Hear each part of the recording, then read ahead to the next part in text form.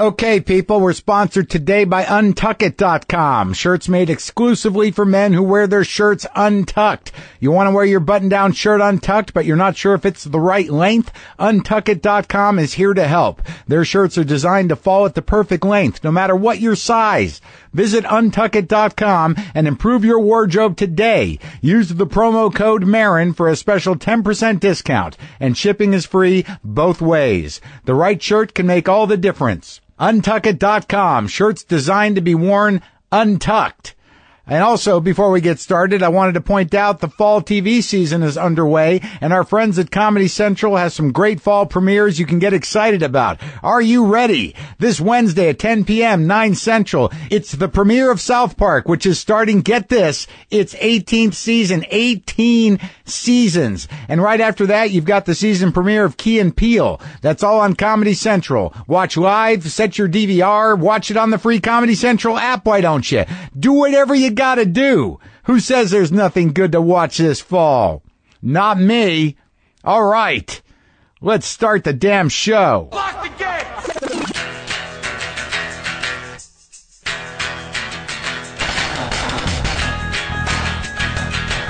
Okay, let's do this. How are you, what the fuckers, what the fuck buddies, what the fucksters, what the fuck nicks, what the fuckineers, what the fuck buddies?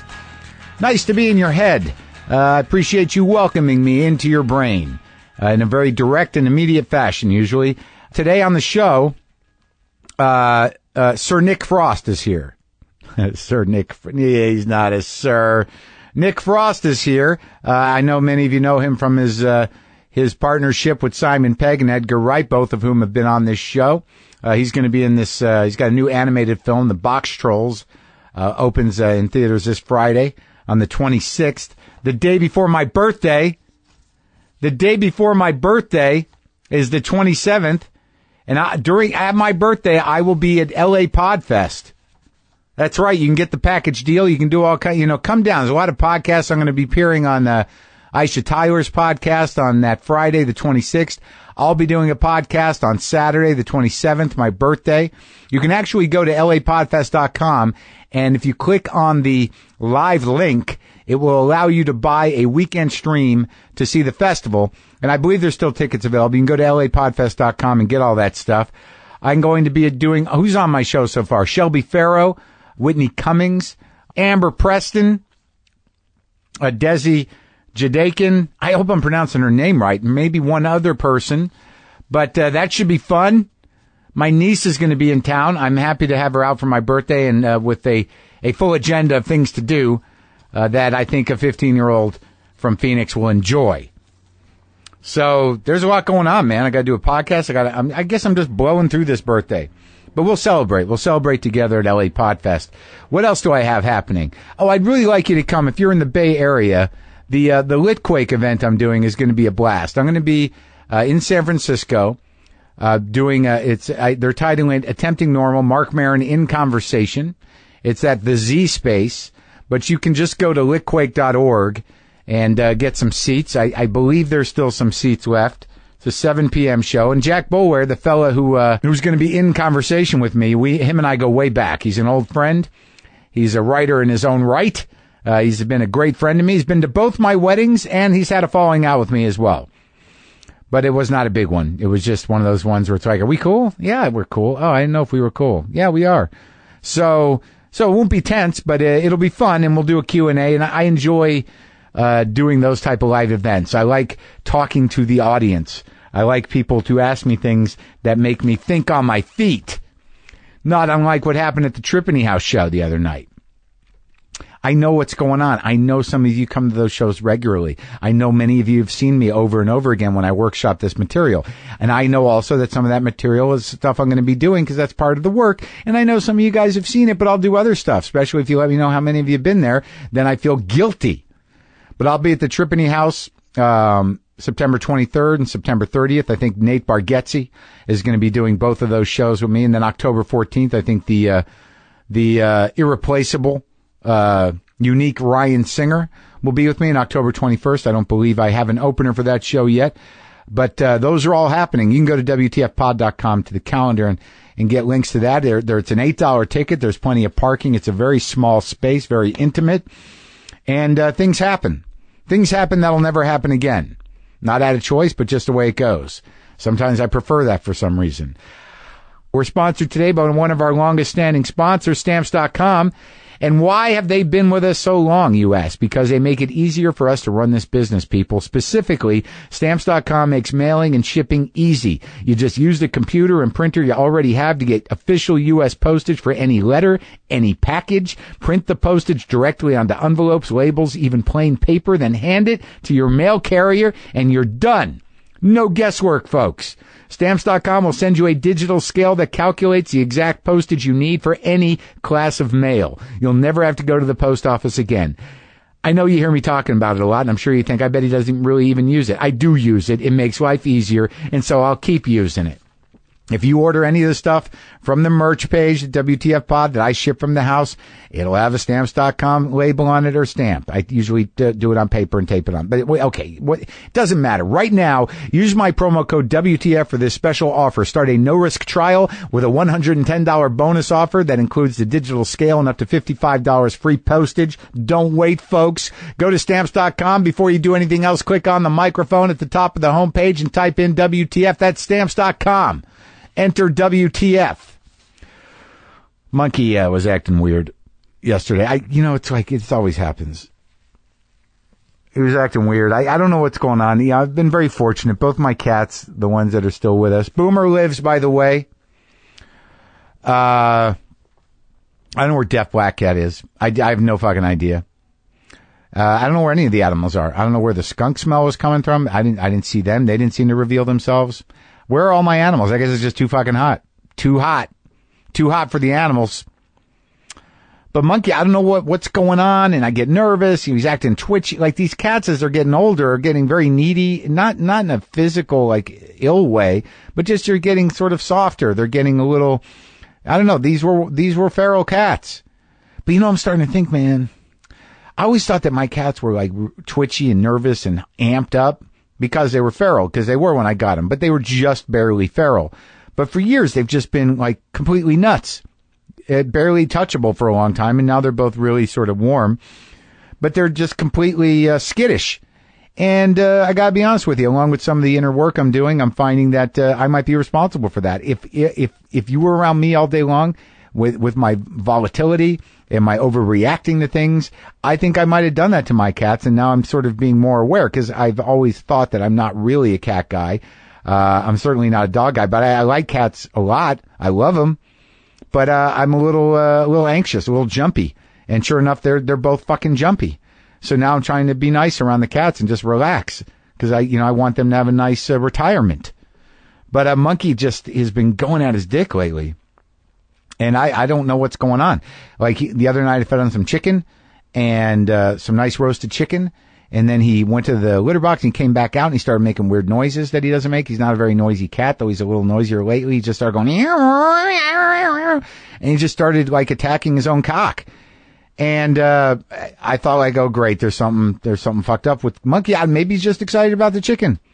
Sometimes I eat things and I just want to, I want to go at my dick too. I mean, sometimes like you get a bowl of ice cream or a nice piece of cake, and right after it, you're like, you want to make noises. It's just like, oh, yum, oh my God, and just pull your dick out and go at it. Can't lick my own dick, but I've felt that urge before, so I'm gonna see if it happens again, and just sort of write it off as just overly excited about having some nice chicken is why he gave himself head.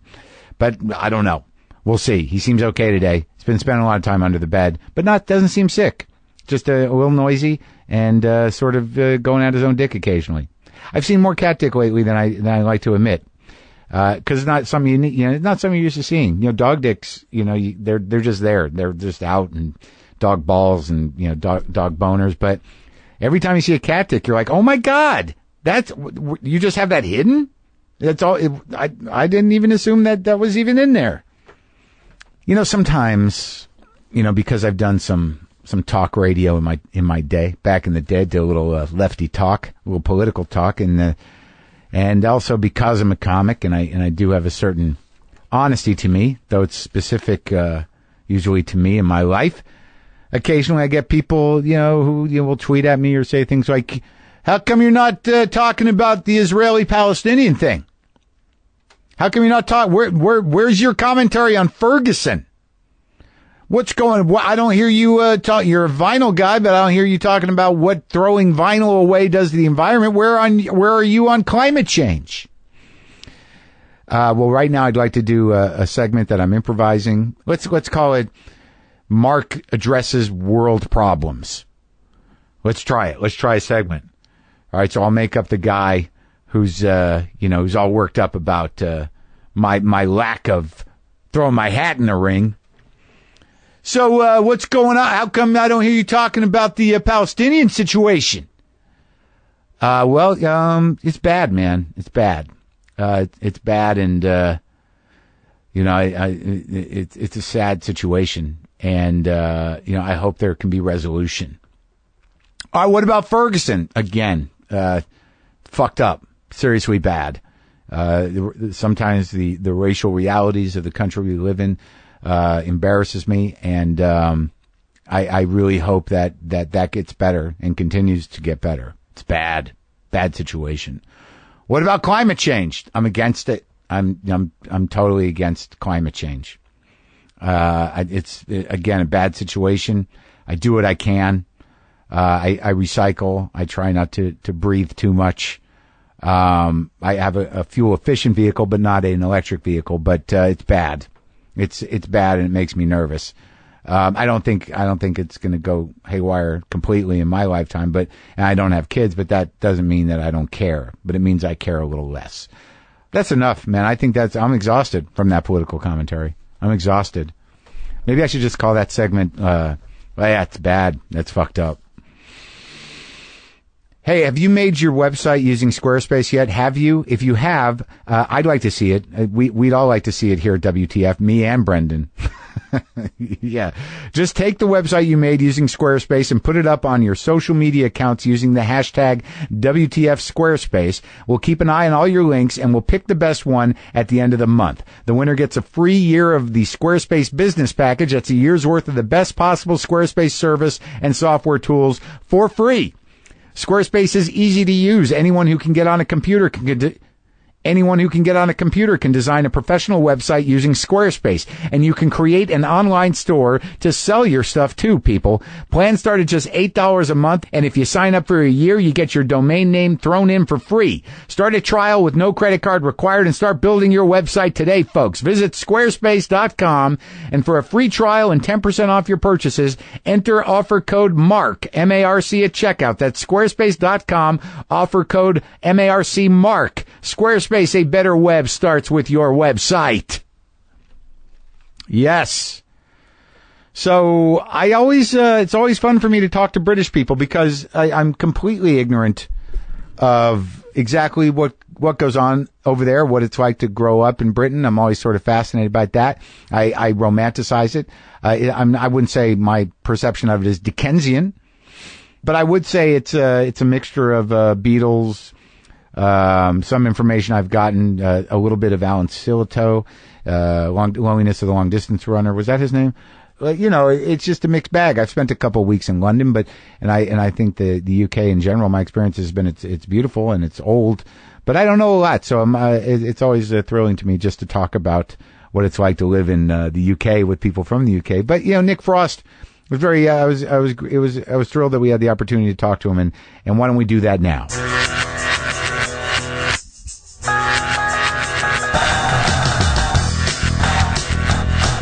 Must have a knife as well on the desk. Yeah, I want to have that there just in case it kicks off. I never know what the hell. Like sometimes people play with shit. I just have stuff there and it just keeps building. Yeah. Seems a popular thing. That thing seems to get some attention. This? No, the squeezy, muscly thing. Oh, yeah. I don't even know what those are called. Were they like a hand exercise or yeah. A wanking machine? Yeah, the wanking machine, the power wank machine. So all right. So how long you been in L.A., Nick? I've been in here, in LA since Tuesday night. Yeah. And how's it going? Good. Really nice. Do you like coming here? I do like coming here. Yeah, I had a terrible night last night. I was up at like 2:30. Yeah. And then I just thought, well, can I swear? Yeah, of course. Yeah, fuck it. I'm going to stay awake. So then. Yeah. You've been up all night? Yeah. I've been watching films. I watch a lot of films. I watched like 4 films already. But you were hanging out with you said you were hanging out with Edgar at the chateau? Yes. And I managed to get him drunk enough so he'd go at a decent time. But he's a bit of a lightweight. Yeah, he's terrible. He's a little younger than you too, right? Yeah, I think he's like 3 or 4 years younger than me. But I've almost had fights for Edgar before where he's got so pissed that he's been out of order to the wrong man and they've wanted to thump him, and then I've had to step in to say, you can't touch this little fella. But he does it with you, I bet. He knows you got his back. He's going to start some shit. Yeah. But he never got his ass kicked? I'm sure he has before I arrived. I've wanted to a few times. So what are you out here doing this trip? Well, I'm here with the film Box Trolls. Yeah. I did like 4 hours work on it, and then they said, well, why don't you come to the premiere and meet Sir Ben Kingsley? So I was like, yeah, all right. Did you meet Ben Kingsley? No, Saturday we're doing a Q&A, and I'm having a dilemma as to what to call him. What are the options? Mr. Kingsley, Ben, Sir? Well, my heart as a man to a man says, say Ben. Yeah. But I wouldn't want to say, hey, Ben, and he says it's Sir Ben. Oh, my God. Because I think I'd have an issue with that. But you wouldn't feel bad? You'd say who the fuck you think you are? Yeah, I mean, that's what I'd want to say, I think. I'd say I don't recognise your... Anybody can get knighted now, asshole. Yeah. I could buy one online. Yeah. Become the Duke of Brighton. It's that easy, man. Yeah, you can actually buy peerages online for Britain. Really? Yeah, just like little known ones that have essentially, the lineage has died out and they're just sat there dormant. So you could actually become the Duke of something or Earl. I mean, it means nothing, but... How much does it cost, something like that? I think it costs a few grand. Yeah? But yeah, there's a famous boxer called Chris Eubank. Yeah. Who was like super middleweight champion of the world in like the 80s and 90s. He bought one, and like he's now like Duke of Brighton, and he drives around in a giant big rig, like an 18-wheeler truck, but just the cab. It doesn't say Duke of Brighton on the side? Yeah, I think it does.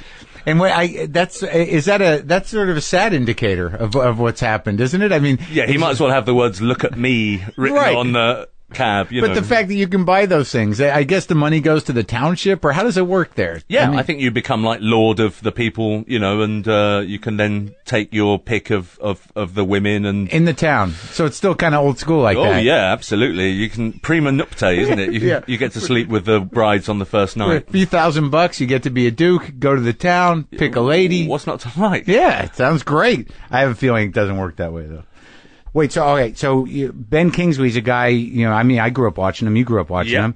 He's a great actor. He is. And why are you going to be hanging out with Ben Kingsley? Well, it's Leica, who are the guys behind Coraline and Paranorman. Okay. And I think they're doing that nice thing that even though they're making animated films, they're doing it stop motion, which is incredible. Oh, yeah. So I got a chance to see some of the, With clay? Yeah, essentially. Really? Yeah. It's really... Classic. It's an incredible process. It takes forever. It does. I think they started it in 1912. Yeah. And what's your character? I play a man called Trout, who's essentially a violent meatbag with a heart of gold. Right. I'm not sure why they cast me in that role.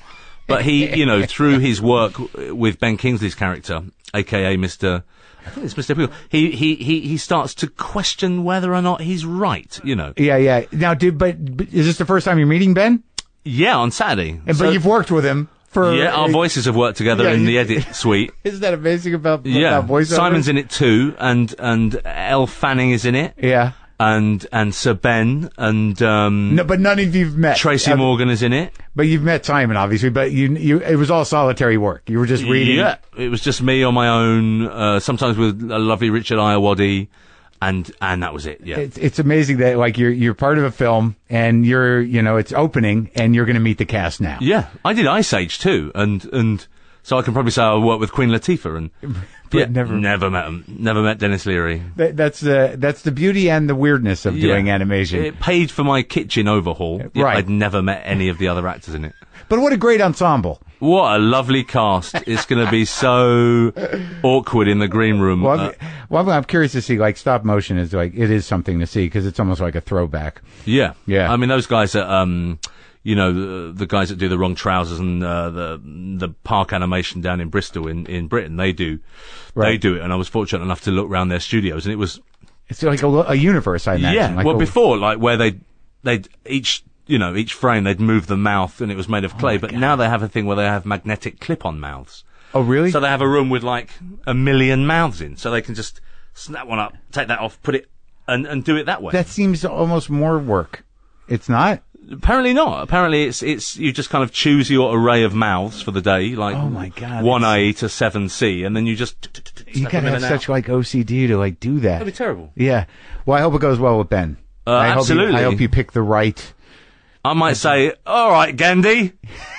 Perfect. That might be my opening. I think you figured it out. Yeah. So, what part of England did you grow up in? I grew up in a place called Dagenham, which is the kind of far reaches of the East End. So, as a guy who knows nothing about England, paint me a Dickensian picture. Okay, well, Dagenham it's the most famous thing because it has a big Ford plant there. Okay. It's a shithole. It's very working class. It was a place to buy hashish and weed, but you could also get cut there fairly easily. You could get caught easily? Cut. Well, really? Yeah. Okay, got it. I think it's one of the cutting capitals of London. When you look at the tourist map, it's got a guy bleeding. Yeah. Well, it has like a hash pipe, a wound open, and one drop of blood coming out. What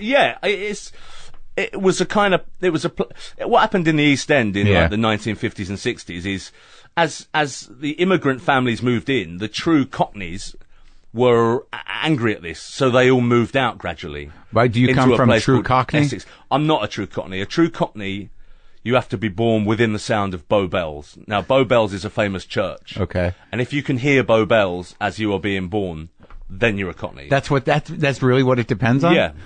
Yeah. And where were you? So you didn't make it? You couldn't hear the bells? No, crikey. Bow Bells was a way away. It was like 5 miles away. So I did not hear Bow Bells coming out of my mum. But how many kids in your family, though? Is it a big working class family? Or? It was, but I was the only one from my mum and dad. Oh. But my dad had children before me, and my mum had kids before me. So I was the only thing that really connected them. Yes, yeah, essentially. And you had half brothers and sisters. Yeah, in my mum and dad's sex life, I was the only one in that Venn diagram. Right, in the middle. You were the only true one between them. And did your dad work at that Ford plant? No, my dad, he did a lot of things. I remember him, when I first kind of became aware of him, he was a gardener. Aware of him? Like you were sort of like, hey, there's that guy. Who are you? Yeah, exactly. Yeah. Yeah, he was a gardener. And he always had, my dad's not with us anymore, but even when he died, he had like the most amazing body for a like 74-year-old man. And he was always fit as a butcher's dog. And yeah, he was a gardener. And then he was an incredible artist as well. So he painted a lot.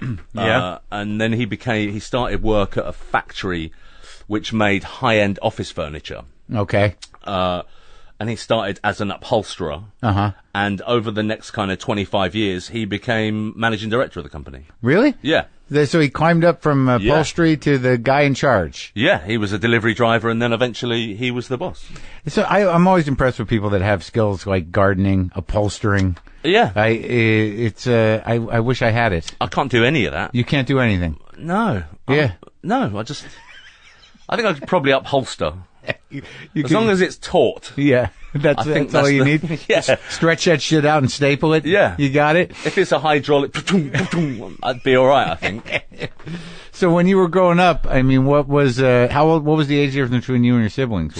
I was the youngest. Right. And then, did it just go up, or were the two of them the same age? Was it? Yeah, I think, it went like, my youngest sister was 4 years older than me. Then there was one 3 years older than her. Then there was, and it went up like that. So you've got a half brother or sister that's probably 60. Yeah. Really? Yeah. Do you know them all? I don't. It's I do, but it's part of my sad life story, actually, that a lot of them kind of didn't make it. Oh, really? Yeah. They've passed away? Yeah. Oh, that's sad. 4 of them. Really? Yeah. 4 out of the 6. Wow. Just tragically, or just life. Yeah. Oh, that's sad. And how it moves and rolls, sadly. So, Yeah, I mean, it was a real pain in the hole. Yeah. It's a wonder that I can keep going. If I'm being honest. Well, I guess that, you seem pretty healthy.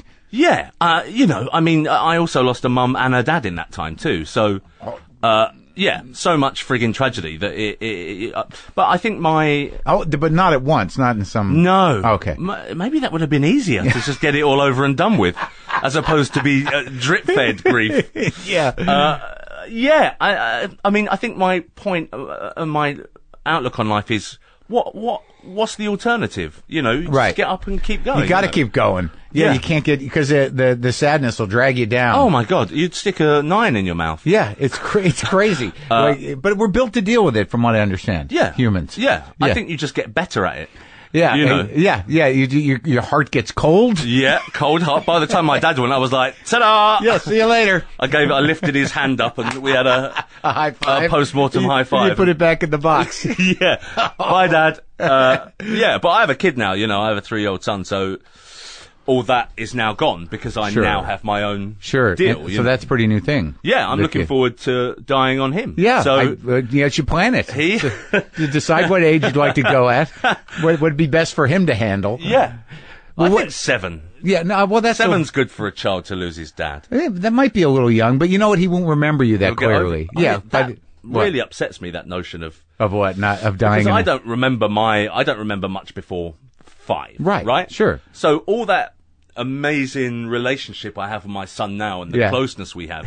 He wouldn't care if I went. He wouldn't even remember me. There'd just be a picture on a mantle somewhere, and there'd be a new guy there. Who's that fat bearded? Yeah, he'd call that guy Dad. Yeah, exactly.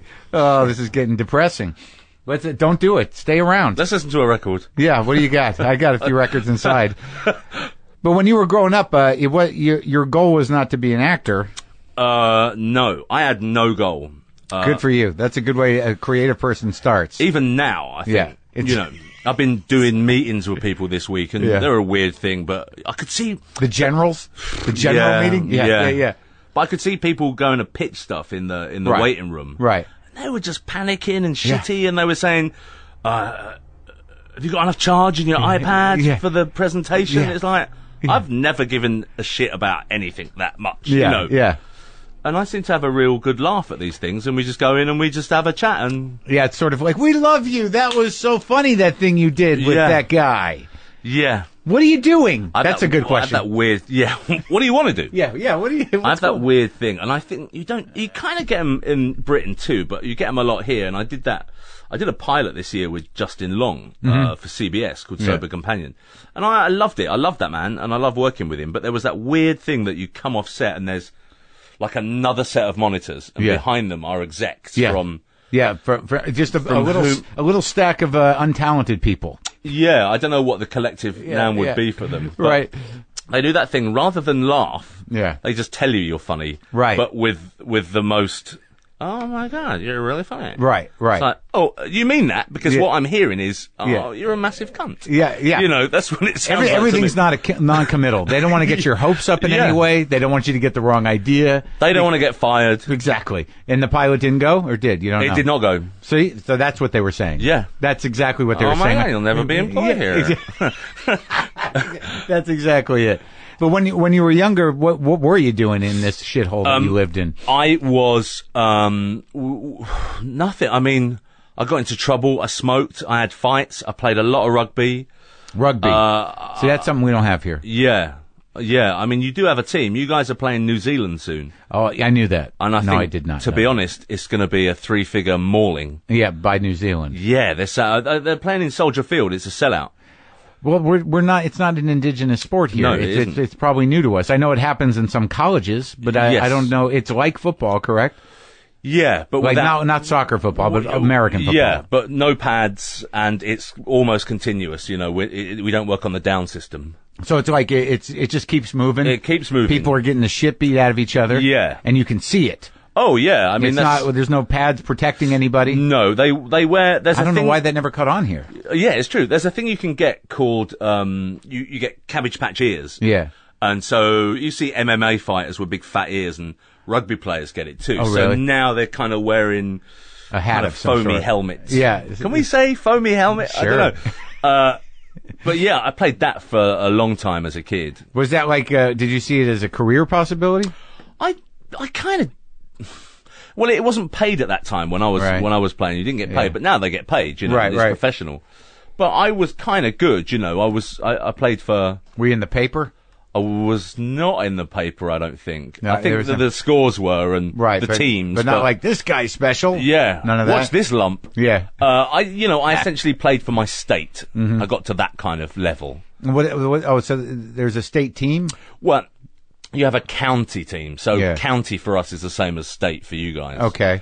So it was all right. Yeah. I was probably 5 steps from being kind of pretty good. But was there ever talk of going pro, or did you? No, or they didn't have it yet. I got to a point. I got injured when I was 16, and I was out for like 9 months.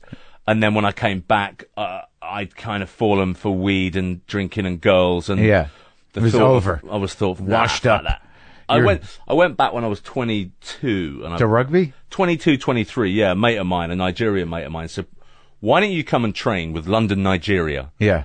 And I was the only white man on the team. And this is before show business. This was a long time before show business. And they would fight so much during training amongst themselves that I thought, fuck this.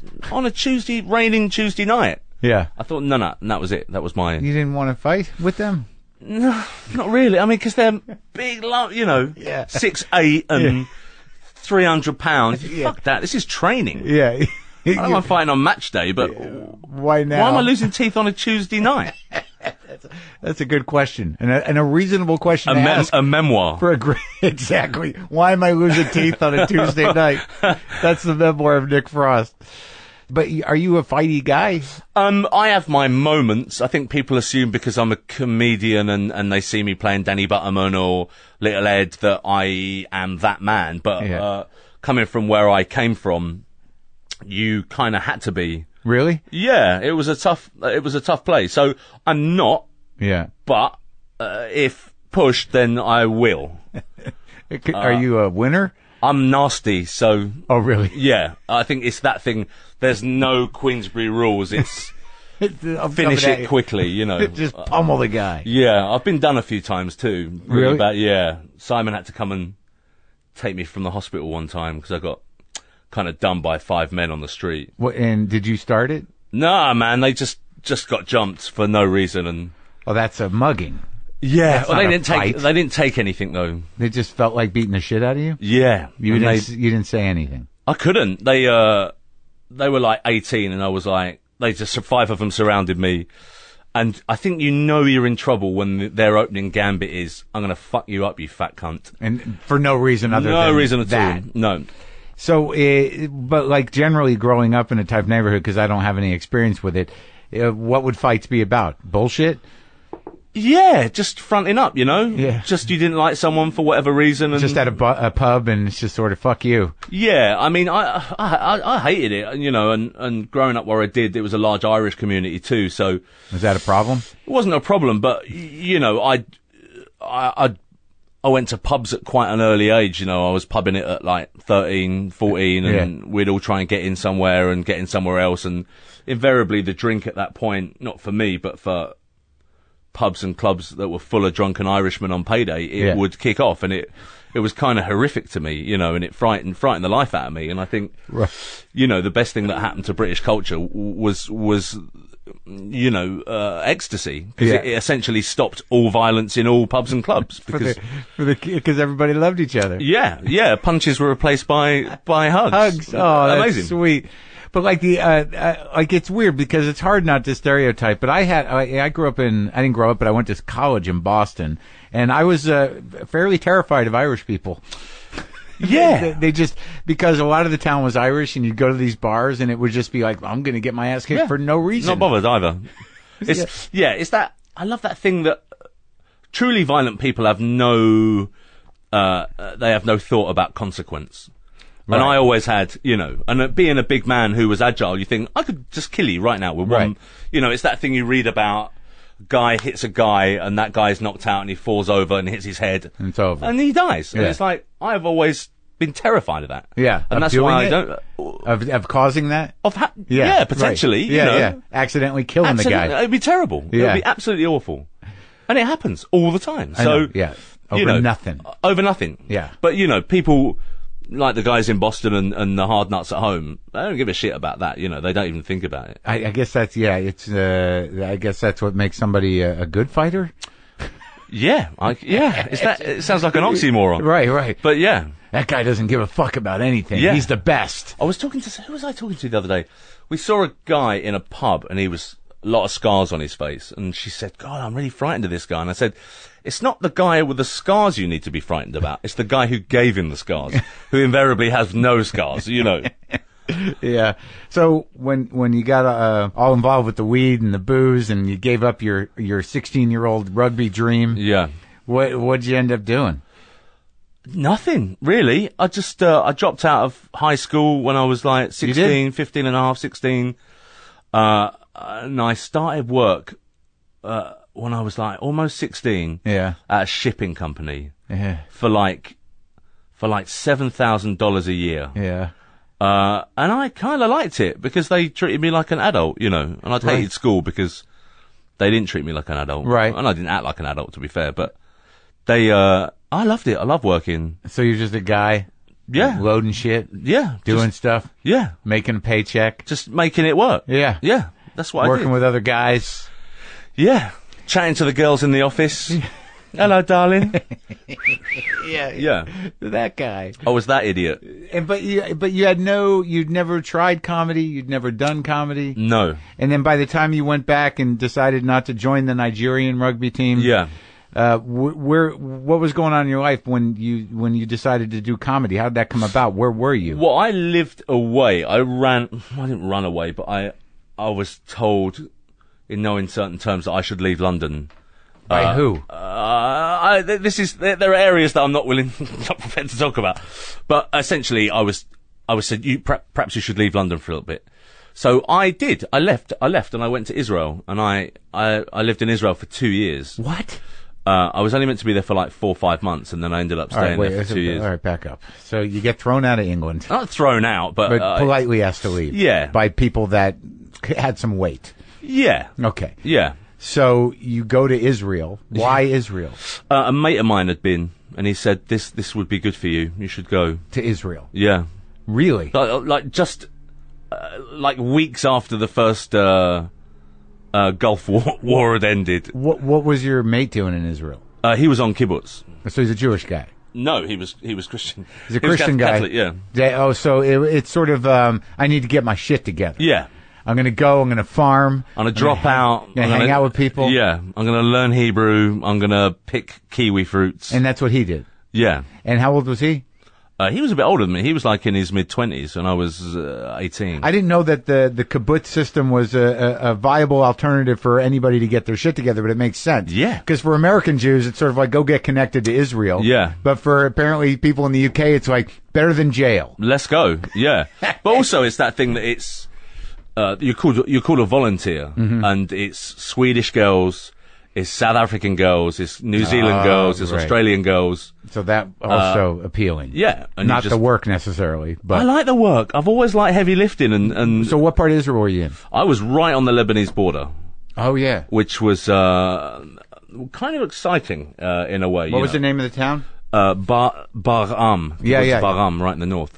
And so you go there, you leave England, you pack up your shit, you say goodbye to your folks. Yeah. And going to Israel. Ta-da. Yeah. I'll see you in 3 months. Yeah. And you stayed on the kibbutz for 2 years? I did, yeah. I was there for like 14 months, and then I came back, hated it, and then I was at home for like 2 weeks, and then went away again for another 9 months. So were you out of your mind? Yeah, I just kind of became like a kibbutznik, you know. I just it was such a weird thing to come back to London after all that time. And so what is life on the kibbutz like? It's very formulaic. It gave me an insight into the fact that I'd probably do all right in prison. Right. You know, it was like you'd get did you make like sort of a conscious choice between that or say the military or something? No, I mean, I had looked in, you know, I'd gone to like open days for for the Navy, and it wasn't for me. Right. But I loved it. I Yeah. loved it. I like, So what do you do? You'd get up at 4:30 in the morning. Yeah. And you'd go to work, lots of different jobs. You could pick apples, or the longer you were there, the better the job you got, essentially. Right. And then when I'd been there almost 2 years on and off, I was like Colonel Kurtz. Yeah. I ended up driving my own little van, and I just hung out with the Israelis, and you saw several different groups of people come and go. Come in and go in. Because a lot of people would do a month or do a... Yeah. And then the Israelis trust you more, the more you're there.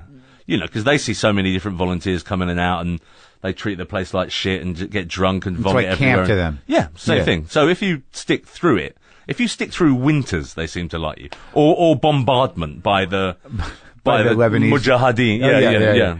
So what was your take on Israeli people? What did you learn from them? They're kind of a tough lot. They are a tough lot, and I think a lot of people think they're very rude. Uh-huh.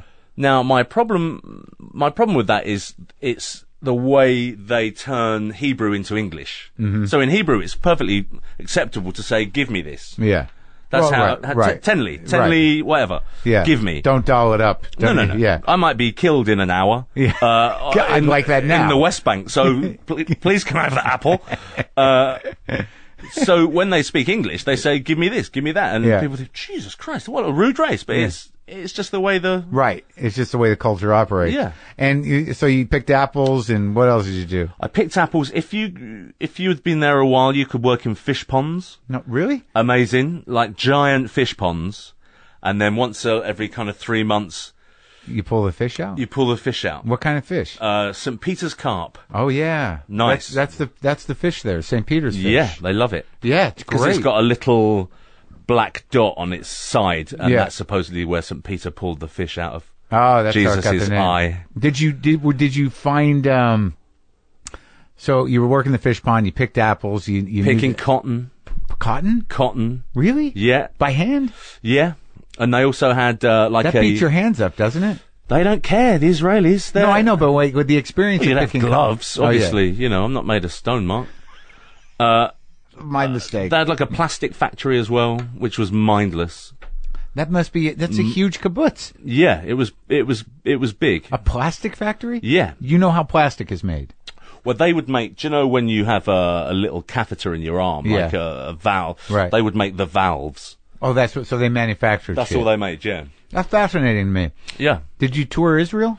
Yeah. I mean, if you're there, and I think every 4 or 5 months the Israelis say, let's go and do a trip. So you go to Jerusalem, or you'd go to Masada and the Dead Sea. Did you go to the top of Masada? I did, yeah. It's great, right? Fascinating, yeah. It's a good hike. It is a good hike, yeah. And the story of it's amazing. Yeah, I was thinking about that the other day, actually. Really? Was it like 1,000 people? Yeah. And 100 of those drew lots. Right. And that 100 killed the other 900. And then from that 100, 10 were chosen to kill the other 90. Is that how it worked? Yeah, that's how they did it. That's brutal. And it was just to not give the Romans? The Romans, yeah. The victory. Yeah. Oh. And so the ones that were left, I think there were like 4 or 5 people left, like women and children hid in wells and stuff. And they let them go because they were so impressed with the fact that they'd killed all of themselves. I wonder what happened to the legacy of those people if that's part of their genealogical history. We were of the 5 survivors of Masada. They live in wells. Their ancestors still now live in wells. Well, I think it's amazing that the Romans spent, what was it, like 5 years building a giant ramp out of earth to get up there? Yeah, shit took time. And you can still see part of the ramp, right? Why did they want the property so badly? Because it was a good lookout? I don't know. I think it had aircon. I think it had primitive aircon. So what did you think of Jerusalem? That place is a mind fuck. It's amazing. Yeah, weird. It was a weird, I mean... All the headquarters are there. All the big religious all franchises. The big ones are there, yeah. Are you a religious person? No, not at all. How were you brought up? Catholic. Oh, so that killed it for you, huh? Yeah, I mean, I had to go to church every day because of the school I was in, and I kind of... Was there a point where you did believe? Not really. I mean, maybe as a kid, but I smelt a rat from an early age, Catholics smell the rat quicker than other people usually. Smell the rat could also be my memoir's name. Yeah. I guess there's something about the charade of Catholicism that at some point you got to realize like they're putting a lot of effort into this. Yeah. Why haven't I got a massive ring? Yeah, right. How come that guy's winning? Why has he got a big ring? His nice clothes were all covered with like that Monty Python bit. He's the only one that hasn't got shit on him. Yeah. The king. How do you know he's the king? Yeah. So, all right. So you spent 2 years that's fascinating to me. And you came home and you're like, fuck this. And you went back to Israel. Yeah.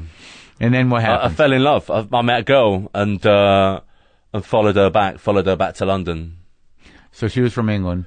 Yeah. That's why you left Israel. There's a good chance if it wasn't for that chick, you would still be in Israel. Yeah, you might be in the army by now. I think I'd be an officer in the army. Yeah. But maybe I'd lost an arm in an exchange with with an Irishman. In a brutal exchange with an Irishman. Yeah, I mean, I got to a point where I was kind of given choices in terms of, well, you've been here a while now, so, maybe you should get married and stay, or... Oh, to become a citizen? Just to become part of the kibbutz, maybe. Oh, really? So there was if you log the hours, there's a cult element to it. Yeah. We'd like to keep you and your children stay, here. Yeah. You're of good stock. Perhaps you should go to the breeding tent. You have to give the children... That fascinated me, too, that they give their children to the community, literally I didn't know that. at birth, yeah. Not all kibbutzes do it, but our one did, and your children are looked after communally and stay in a house separately from you. Well, the idea was it was rooted in the idea of socialism, right? Yeah, and I guess you're there as part of that member of that kibbutzim to work, and I think their thing was Western society. The parents or the father is so kind of often at work, and they maybe get 20 minutes or an hour when they get in. Right. And so, the kids are looked after all day communally. Yeah. And then you get 4 or 5 hours in the afternoon solid, with your folks. Solid, yeah. And then you just sleep in a different house. Were there people I had that were brought up that way on the kibbutz? Oh, yeah, all of them. All the really? kids, yeah. I mean, there were young adults there, Were they well adjusted and everything? Seemed like a good good as thing? well as any Israeli can be, I guess, living, Did you keep any contacts with any friends from that time? I don't. I'm not like that. Yeah. I don't know anyone from 2 years ago, really. That's where it drops off. I don't know if it's the brain thing. Yeah. But I'm not a looker-backer. I rarely do. Did you learn Hebrew? Tiny bits. I was good. By the time I left, I could understand more than I could speak, but it just goes. It went. Yeah. So you followed a woman from England that you met there? Yeah, she was, her grandmother was Israeli and she could speak Hebrew and... Jewish girl? Jewish girl. It was doomed from the start. Yeah. Her mum hated me. Really? Yeah. And, it just didn't work. Although I liked her very much. But it got you back in town? It did, yeah. And you were like, what, 22, 23? I was 21. And how old were you when you met Simon? 22. So it's about to happen. Yeah. I could feel it. So you come back to England, and what are you working? Where are you working? Well, this girl, she worked at a Mexican restaurant called Chiquitos, and by the time I got back to London, my parents had moved. Did they tell you where they went? They didn't tell me. I knocked at the door, and a lovely Punjabi lady answered, and I said, "You're not my mum." Yeah. But I mean, my mum was a Welsh woman, so they moved back down to Wales. I have no idea what that, like, I've met one other, who'd I meet? John Ronson. Yeah. The writer. He's Welsh. John Ronson's son is the funniest little kid I've ever met. Really? Yeah, I could have spent, I have a theory about certain children that I call them old young men. Yeah. Where they're actually really old, but they're kind of young, know. Yeah. He's one of those. Oh, really? I saw him at the Paul premiere. Uh-huh. We were just chatting, having a laugh, and he's like 8. He had like a little green corduroy suit on. Oh, really? Yeah, amazing. Ronson's a good guy. He's a good man. Smart guy. Yeah. But so your mother's from Wales. What's Wales like? Wales is it's kind of industrial. It's known for its steel production and coal, which kind of dropped off in the 80s. And as soon as that industry left, a lot of it died. You got beautiful villages that just every man was now out of work. Oh, so it got the beautiful villages masking the horrendous depression and rampant alcoholism. Yeah. And wife beating of that. Yeah. Yeah. But the flip side, where my family are from, is a place called Pembrokeshire, which is the furthest west you can go in Britain, essentially, and it's absolutely beautiful. It's just rugged cliffs and beaches and crystal clear water and a lot of sheep. And that's where your parents moved to? Yeah. So you had that to go back to if you wanted. I did, but I hated going back because it was essentially, it felt like I was living inside a tumour. You could feel that kind of loss in terms of the jobs and everything. Yeah. Yeah, it's so interesting to me when I hear about Britain, not knowing a lot about it, that it's been around for so many centuries and there's so much beautiful history, but most of the modern stories are like, ugh, it's horrible. The industry left and we had to eat our dogs. Yeah, just nothing but sadness. Yeah. I mean, not everywhere. I mean, London booms and but little cities, little towns, and also it's that thing that I'd go to this town since I was a little boy, and so the people you'd see who were 18 or 19 when I was 5 or 6, now I'm 24, 25, sitting in the pub, and they're in their 40s, still in that same pub. You think, gee whiz, you can feel the town just dying as its youngsters either leave or. Well, there's a little bit of that vibe in the World's End. There's that. Because that happens to everybody to some degree. Yeah. Some people leave and some people never leave. Yeah. Oh, it's heartbreaking, but I don't know. Like, I'm not going to get too existential about it, but when you really think about the span of a lifetime. Oh, right. And people, what they do or what they don't do. Yeah. It's very easy to just sit there and like, well, tomorrow I'll do it. And then. Yeah. Yeah. And then it goes. Yeah. It all goes. But you can do, when I was a waiter, I thought, I'll do this for 3 months. And then 5.5 years down the line, I'm still there. And you think, Jesus Christ, it goes so quick. Was this where? At the Mexican restaurant? Yeah. So you were there for that long? Yeah. So you're in love with this Jewish British girl. Yeah. And she's Who lives working in Los Angeles now. Oh, really? Yeah. Did you see her? No, we haven't seen each other for a long, long time. But she's here. Yeah. Is she an actress? She was at some point, yeah. She had a nice part in James Cameron's Titanic. Oh, really? Yeah. That's astounding, isn't it? Kind of interesting. But you just didn't keep in touch. I guess. What are you going to do? It ended badly. Yeah. She gave me a piece of information when she broke up with me, which I've kept with me forever, really. Yeah. And she said, when you realise you're not going to spend the rest of your life with someone, at what point do you call it a day? And it really hurt me at the time. But now, 20 years later, I think that's bloody good information. Sure. But was that before she called it a day? That was at the moment of her calling it a day. We were outside Woodford Bridge train station, and that was her. Oh, that was her breakup. That was a rhetorical question to me. That was a rhetorical question as a breakup. I was like, do you mean us? Right. Oh, I don't know. Now? Should we do it now? But during the time you were working at the restaurant with her, you guys were dating for 5 years? No, she was a traveller at heart. She was a fly-by-night kind of good time girl, and she had many, many friends, and, she'd stay and she'd work for 4 months and get enough money, and then she'd go to New York, or then she'd go to and then come back? Australia, and she'd flit around, And you stayed solid at the restaurant? I did. So she would go away for 4 months after you broke up, and she'd come back, hey, how's it going? But she only came back a couple of times before then leaving for good. I think she moved to a different restaurant. But that's kind of a brutal kind of thing. Like, hello, how you been? Yeah. I like this character that you have of yourself, the sort of hurt guy. Yeah, I know. That's who's in me. Hello. You look good. You look nice. You look nice is good. Yeah. How's it been? You seen anyone? Yeah. Oh my God. So you're a waiter at a fucking Mexican restaurant. Yeah. How was the food? Well, the food was good when I started. Yeah. But it's the shittest food in the world right now. It was taken over by a chain. It's still there? Yes, yeah, there's a few of them. But when I worked there, every day, they would make everything fresh. Right. And it was absolutely delicious. And now this is a great story because, something you could not have expected. Yeah. Comes into your world and changes your entire life. Yeah. Simon. Simon. Yeah. But it's a rare thing that happens. Because you had because it sounds to me that, you were heartbroken, lost, I've had that a lot. Yeah. A lot of heartbreak and loss, Well, right. I like it. I know it seems weird, but I like that.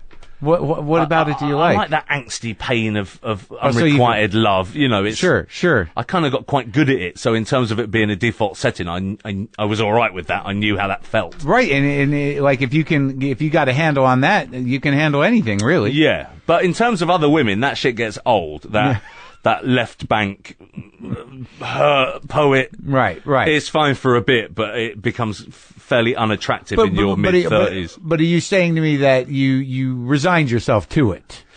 Yeah, I think I always fell in love with women who were fairly unattainable in terms of they were really beautiful. And you know what that guarantees? That you stay in that shitty place. Yeah. That must be how you feel comfortable. Serving pints of margarita to thick-fisted Irishmen. So you're heartbroken. Yeah. You have no goals. No. You're just working at a restaurant. Yeah. Going home every night to your sad little house. Well, we'd all go out. There was a curry house called the Pink Rupee. Yeah. In a place called Cricklewood. And every night, literally, we'd finish our shift and we'd go there and we'd have a late supper, all the waiters. Oh, yeah. And drink. So you had friends. 8-9 pints of Stella. Yeah. And then go back and sit up till 4 or 5 in the morning just puffing on, you know? Yeah. And that was your life. Good life.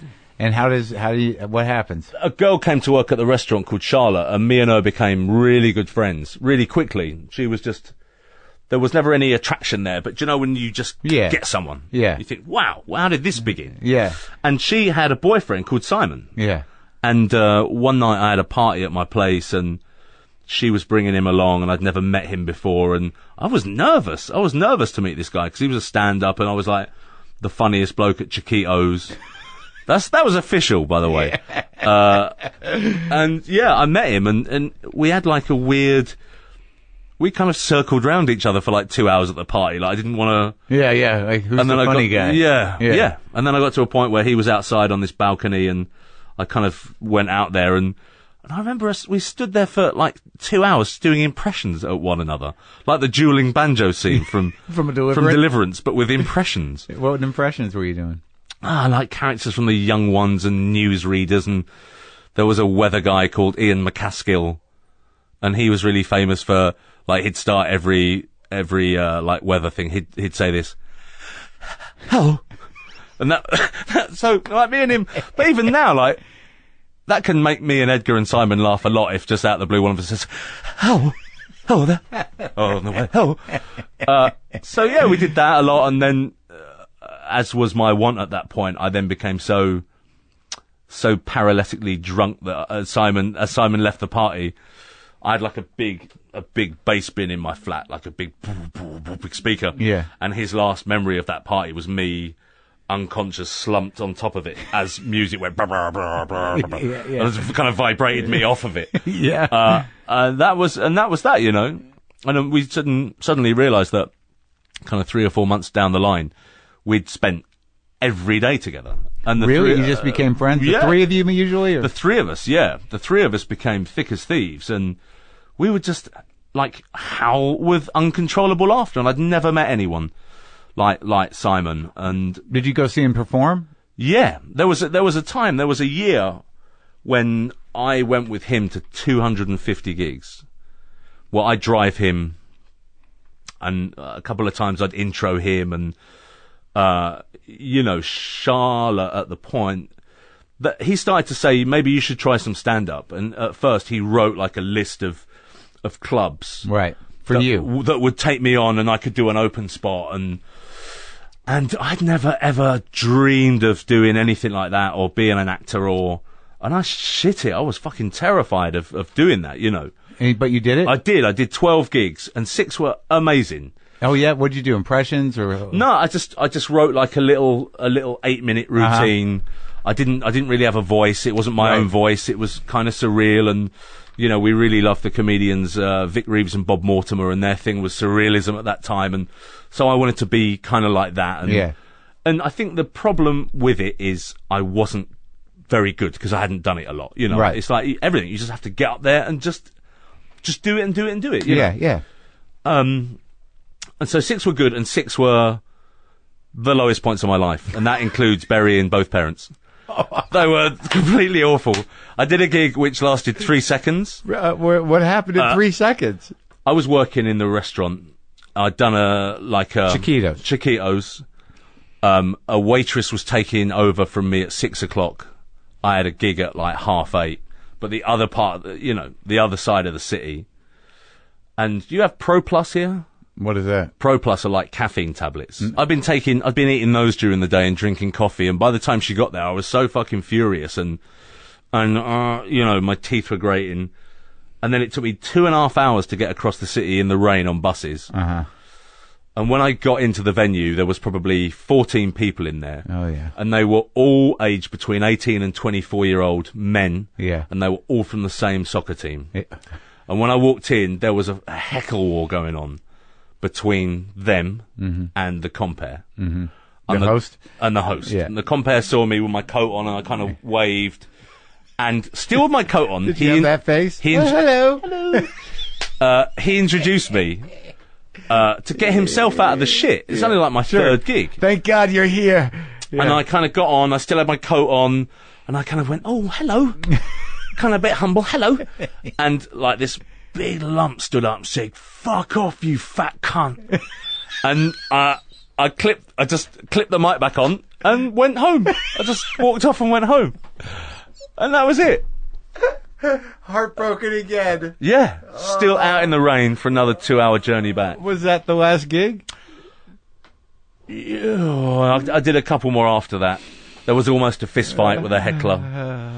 But yeah, the return in terms of... I'd get sick afterwards. I'd get the worst migraines. Oh, really? Because I'd been thinking about it for 3 days up to the point where I'd do it.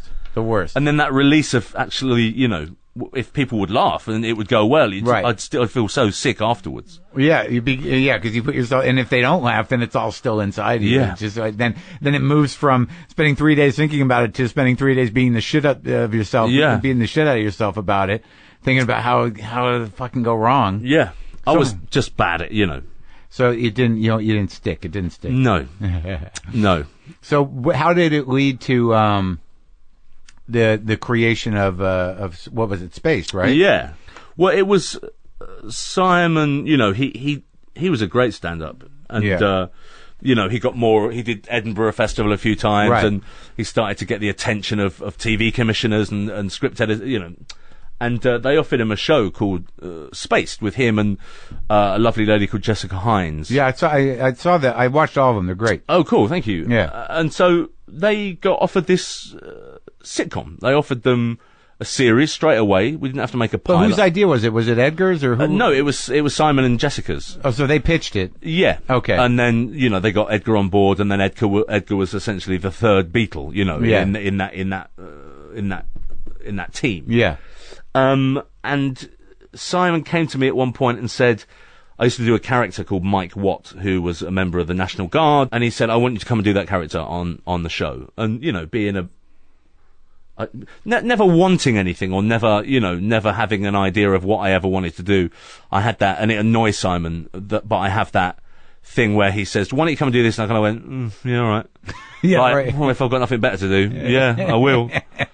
And to be honest, I never thought it would ever happen.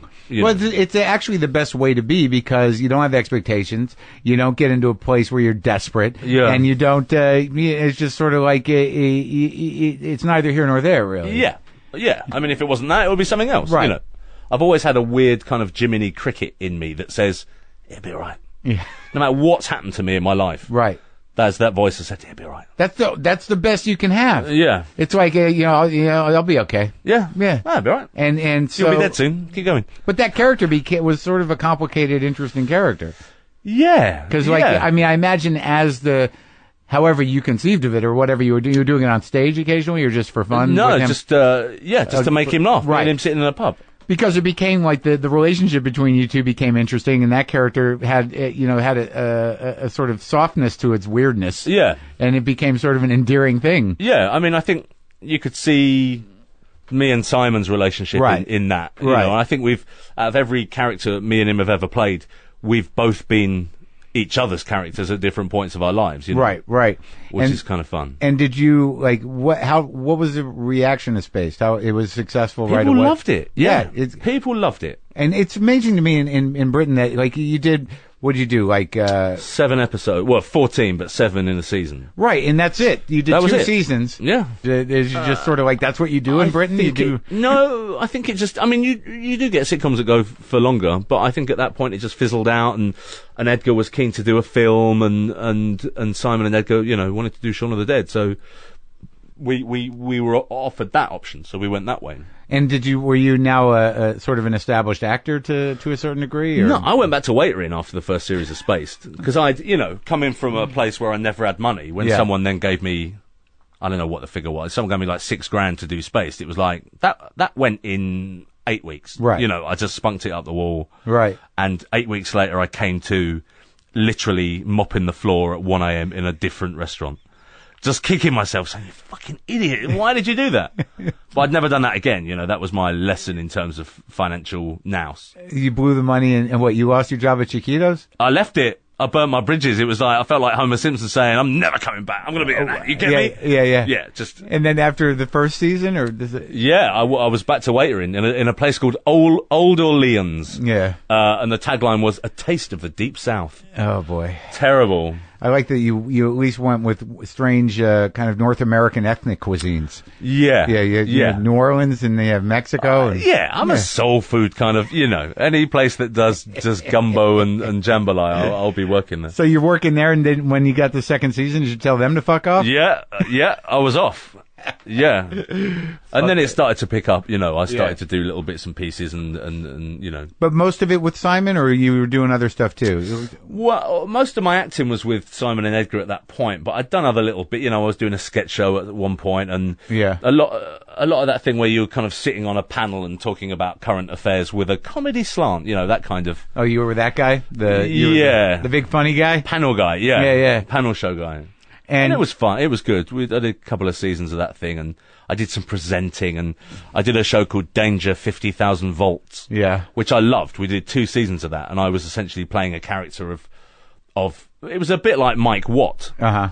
And we did a lot of work here in the States, but it was, what if you're attacked by an alligator? How do you get out of it? Yeah. It was that kind of thing. But it was real. It was real, right. Yeah. I ended up Talk in to Florida. Oh.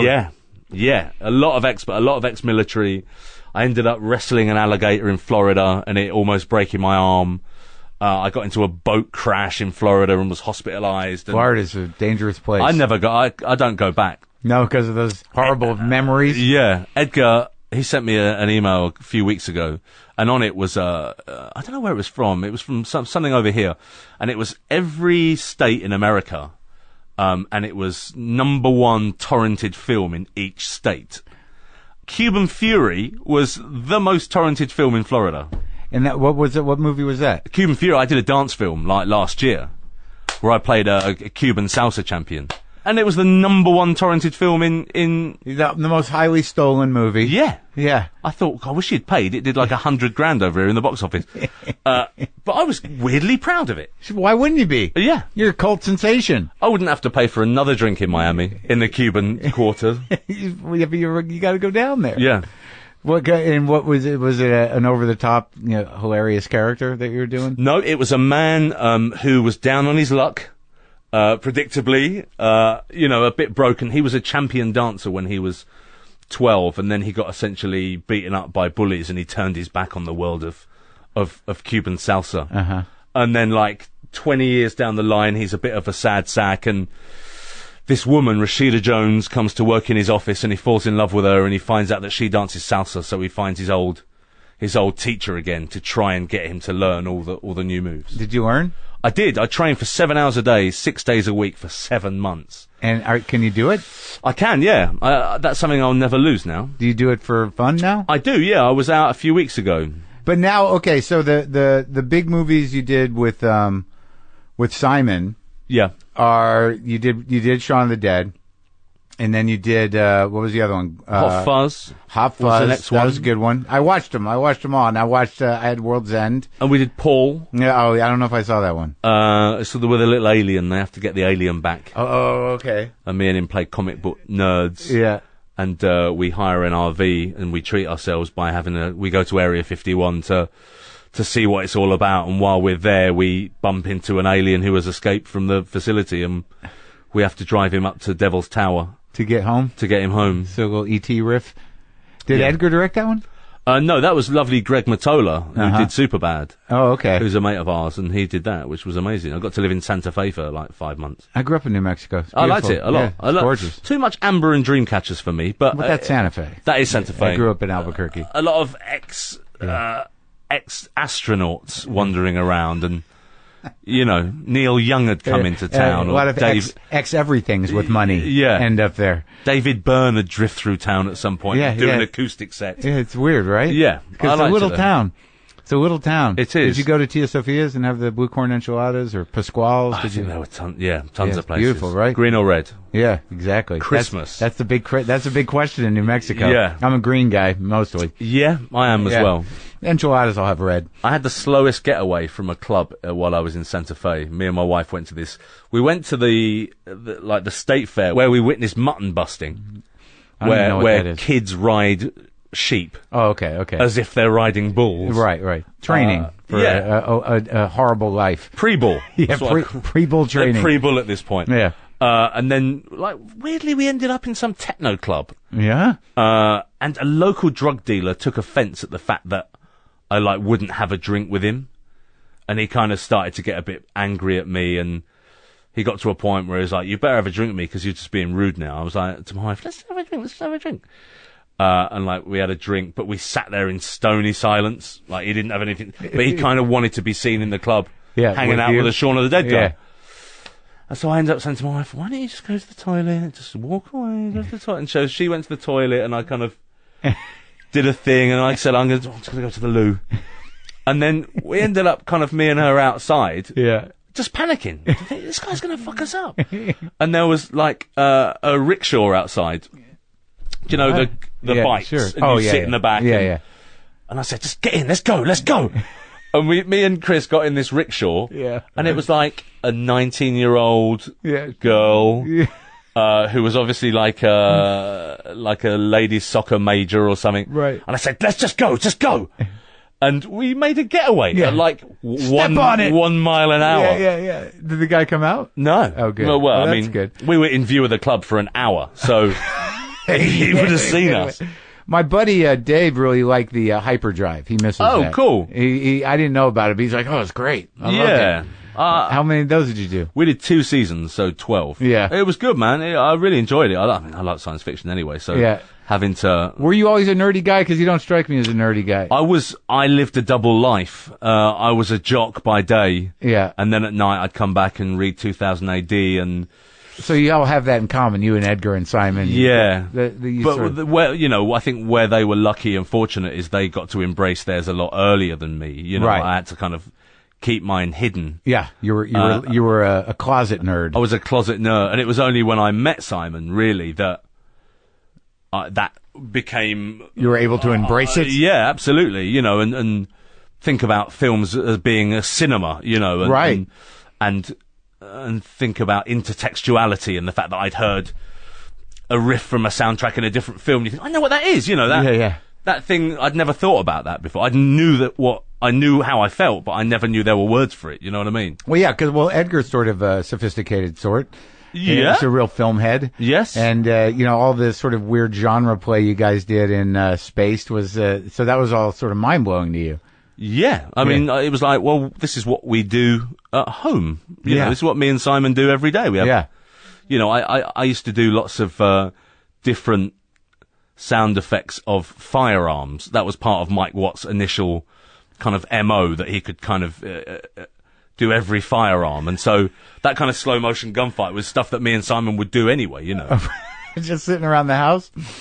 Yeah, I'd come in one day to someone and I'd say, this is the flat hollow boom of a shotgun, and right. I'd wrench it up and... Yeah.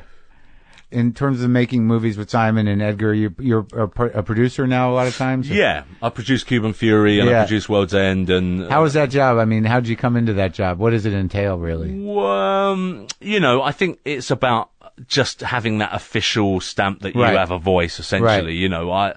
I think during Shaun of the Dead, and certainly not so much Hot Fuzz, but, I was kind of young to all this and new to it all, and I think I was very aware of my place in the food chain, and even though it was the three of us making films, I was acting in those jobs, you know, but I did have a kind of voice, and they would always let me, you know, hammer the script for notes, and then they take those into consideration, or they don't take them, you know. Right. But then obviously the more and more we did together, you know, and after Hot Fuzz, it was, and World's End was saying, I kind of was confident enough to say, I'd really like to produce this with you guys. Yeah. And it was cool. So you're like a guy now. You're a show business guy. Yeah, now I'm a showbiz guy. It's an amazing story. Yeah, I guess. You still don't consider it, you know, I mean, I know you only go a couple years back, you don't look back much, but aren't there moments where you're like, holy shit. Yeah. I was thrown out of England. Yeah, well, I was asked to leave. Yeah. Yeah, I mean, listen, I was kind of approached recently by a publisher to say, would you ever write a memoir? And so I'm not sure. I mean, I've sat down for 5 months and I've written one, and I'm like, I'm 23 and I've written 190 pages of Really? a story. So I don't think I am going to do it, but I enjoyed sitting down and doing it for myself. You know, it's kind of interesting. To engage the memories. Yeah. And see the journey. Yeah. Why are you apprehensive about doing it? Because of that, Well, that area that, you know, I think I wanted to write the whole thing and then take out everything I wouldn't want anyone to know and see what would be left. Right. See if there would be an amusing story there, you know. without the embarrassing Without the parts. shit. Yeah. But that's what people want. They want the shit. Yeah, but see, there's a weird thing in our culture today is that I'm not sure people are ready for that shit. You know, what they want is a story about meeting Quentin Tarantino or me and Bill Hader hanging out together, or people want that. What they don't want is those, maybe what the publishers don't want are those very interesting autobiographies of the 70s and 80s by people who lived a life, and you know, that's what I want to read about. Right. But that's not necessarily right. The ones who barely made it out, but are now they're now big and old and rich enough to not care. And they had an amazing life. Sure. You think, Jesus Christ. Well, it sounds like you had one. That happened to you, yet still you survived and thrived, you know. Why, of course they want that. You don't think they want that? No. Did you meet Quentin Tarantino? I did, yeah. How was that? Amazing. Yeah, I've met him a bunch of times. Yeah, is he a fan? Yeah, he has a picture of me and Edgar and Simon in his cinema. Uh-huh. When you go out for other directors and stuff, what would you like to do at this point? Let's have a general meeting now. Okay. It's so nice to see you finally. Hello. Yeah, I really became that guy. Yeah, Hello. Yeah. Hello, you. Enjoy your work. Thank you. Love Simon. What? Edgar was just here yesterday. Uh-huh. Good friends of yours. So what do you want to do? I don't know. I'm not really bothered. What you got? I went into a meeting years ago. Yeah. It was like the first time I'd done Generals after Shaun of the Dead. Yeah. And I had a meeting with, I think it was Amblin or it's one of those guys. Was that Spielberg's old company? Yeah, it was one of those, you know, it was quite a big deal, and I was terrified, and it was hot, and I was sweating, and I turned up 3 minutes late, and then they kept me waiting for a while to punish me. Right. And then they said, you know, you can go in, and this lovely girl kind of showed me into the office. And there was a woman sat behind a big desk in quite a dark room, kind of lined with rich mahogany or sequoia. Uh-huh. And she did that thing where she just pointed at a chair and she didn't look up. Yeah. And then she stopped after a couple of minutes. And she looked at me. I mean, she really looked at me. And then her thing, she said to me, I got 3 words for you. Shrek on Broadway. And she put her chin on her fist to underline the fact she'd finished talking. Yeah. And that, you know, I think that says a lot about me. I was like, I actually remember saying to her, what else have you got on your slate? Like I'd heard someone say slate in an office. Take your head off your fist and give me some other options. Yeah, I chin fist. Take your, Well, they were trying to cast that. They thought you were the guy, huh? I mean, I guess the criteria for that is he big? Right. Can he dance? Can he sing? Not that. Just no. like is he fat? Yeah. Is he Shrek shaped? Yeah. And you said, thank you. Yeah. Anyway, thanks for seeing me. Yeah. Well, do you have some things you want to do? Well, you know, I've just written I've I've written a kids thing, which I want to turn into a graphic novel. I've just met a really amazing artist called Rebecca Foster, and I think she's keen to illustrate it for me. And you do a lot of voiceovers as well, don't you? I do voiceovers, yeah, and yeah. I mean, I just want to make good things with good people. Right. I've written a wrestling film. Oh, that'd be good. I think we're going to try and get that off the ground. Are you a over wrestling here. fan? I am a wrestling fan. I like a bit of rough and tumble, and I'd like to do all the wrestling myself. So, that'd be great. I need to put a cap on it in terms of. Yeah, I think I'm 42 now. I think 45, and that's when you start getting spines busted. And you gotta find another guy that looks like you to take the hit. Yeah, maybe the guy who's playing Shrek at the moment on Broadway. I don't think it lasted long. He's probably looking for work. Yeah, they cast a guy who turned out not to be the right guy, who I know. But they already did the contract with him, so he got paid out for it. Oh, nice. But he wasn't even the dude. I think it's now probably so you could go and see it in Atlantic City. Sure. It's that kind of It's always on Broadway in Atlantic City. Yeah. Yeah. And what did you and Simon do? What are we doing with this Shaun of the Dead revisiting? Is that happening? What for Phineas and Ferb? Yeah, what is that? Yeah, it's a cartoon that I've seen it a couple of times, but I know the guys and they're lovely, but they've written us in as Shaun and Ed for the like the Halloween special. I mean, I think we're in it for like 60 seconds. That's it? Yeah.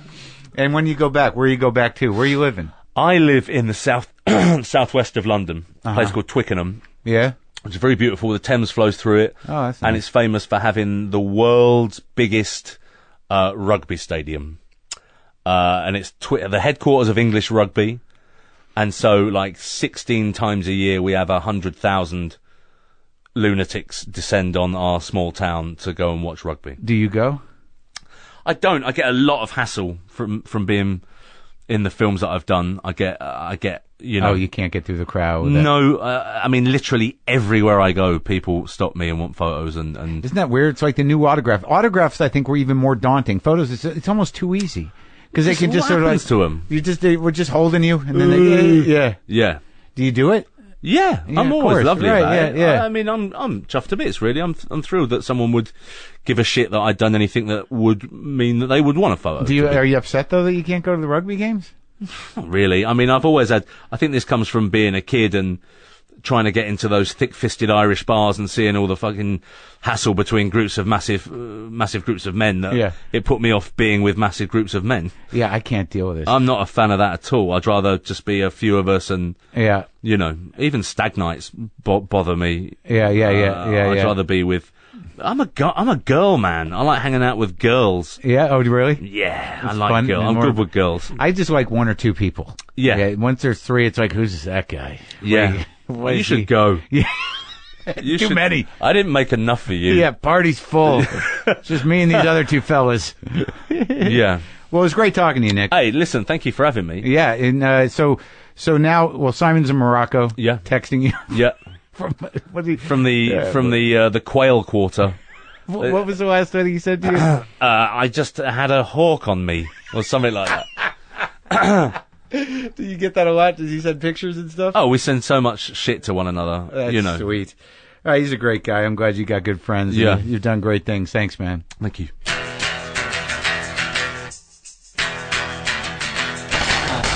Well, that's it. Wait, I love talking to that guy. What a funny guy. Nice guy. Happy for his success. Look, folks, go to WTFpod.com for all your WTF pod needs. Get some merch. Pick up the app if you don't have it. We've got about 500 and God knows how many episodes. The most recent 50, always free. All episodes free for up to 6 months. Then you got to get the premium app. So you download the free one, upgrade to premium for a few bucks, and you can stream all of them. Going to restock the merch for Christmas. I should probably make a new shirt or something.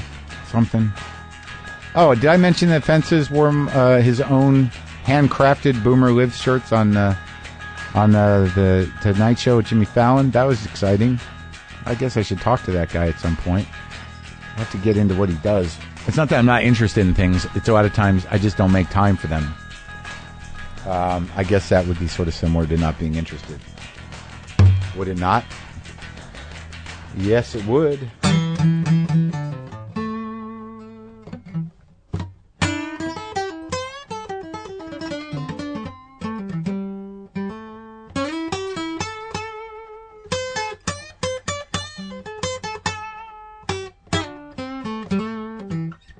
I'm working on it. I'm telling you, man. Gonna go into music.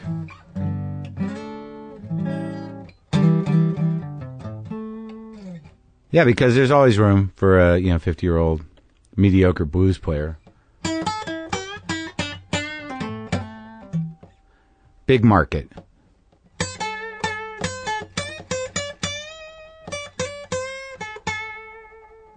Boomer lives!